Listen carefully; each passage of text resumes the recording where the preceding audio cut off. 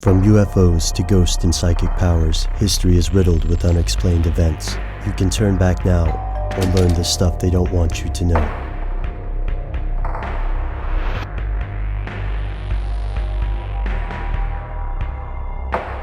Here are the facts.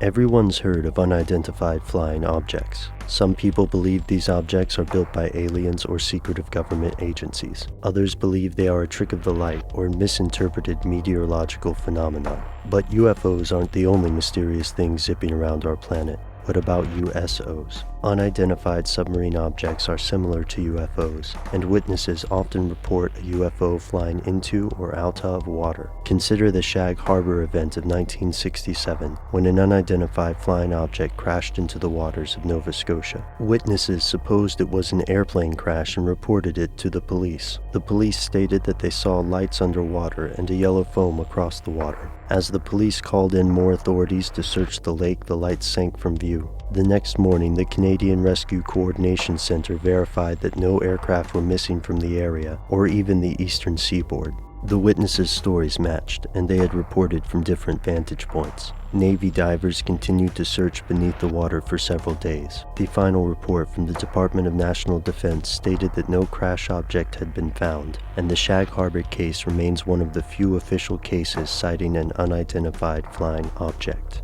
The memos described the object as 60 feet in length and flying in an easterly direction, but important questions remain. What exactly was this thing? Where did it go? After all, objects don't just disappear.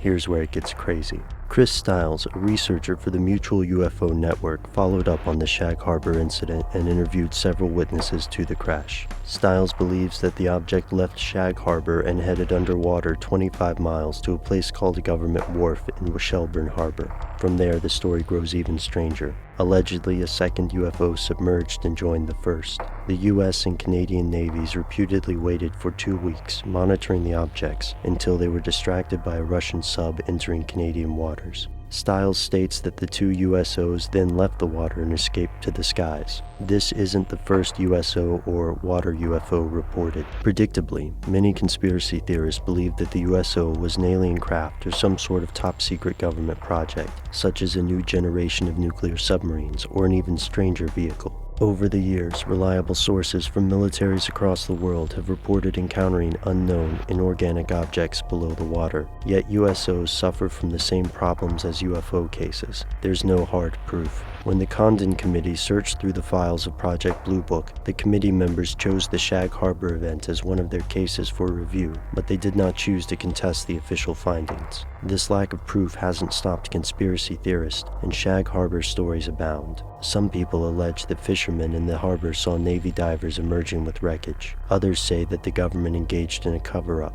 attempting to keep the public in the dark about the true nature of this and other unidentified objects. Chris Stiles tells a fascinating story, but to be proven it requires more than off-the-record military reports and the accounts of witnesses. If the Canadian government is telling the truth, then it would seem that they are just as confused as the public. While the files of the reporting police officers have not been recovered, there's still plenty of documentation available, and Canada has made it clear that they still consider this object unidentified. But if the object did not move from the harbor, a possibility that the government documents neither confirm nor deny, then why hasn't it been found? Where did it go?